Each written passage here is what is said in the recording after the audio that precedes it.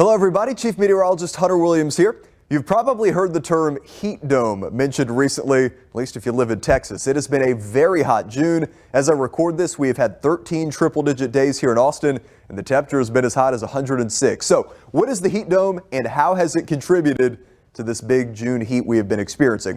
Let's talk about it. So the heat dome just refers to a very persistent area of strong high pressure in the atmosphere. Now, high pressure leads to a couple of things. When you have high pressure or the heat dome, as you may have heard it, you have a strong area of sinking air. So beneath the heat dome, air is sinking, it runs into the ground, and what happens is that air is compressed. Well, it turns out that compression is a warming process. So the stronger the high pressure, the stronger the sinking air, and the more compressional warming you get. So this sinking, compressing air, that leads to these hot temperatures we've been experiencing. But it's not just that.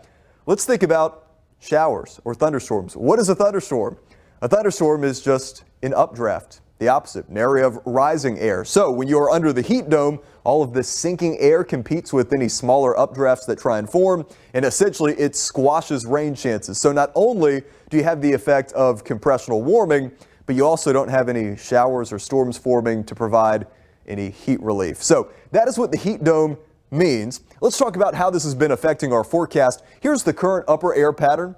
The heat dome has been pretty much right over us. Now, finally, it is moving eastward. So any sort of rain recently has had to go up and over the heat dome. We've been pretty much completely dry.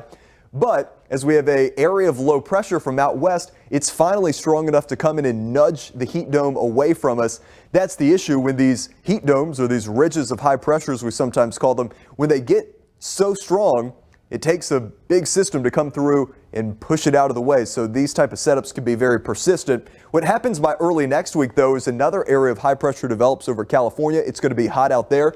In the middle, though, we get a little dip in the upper level winds, and that is just enough to give us a small drop in temperatures here in central Texas, as well as small rain chances. Now, these are going to be very subtle changes, so I'll show you the 5-day temperature trend. Temperatures falling from the lower triple digits into the mid and upper 90s. But remember, when we have the heat dome out of the way, it's not just a little drop in temperature, but we don't have all of that sinking air. So the door's at least open for small rain chances. I don't see widespread soaking rain, but the Climate Prediction Center 6 to 10 day precipitation outlook showing a decent likelihood of above average precipitation here in central Texas. We hope so. That's an explainer on the heat dome and how it works.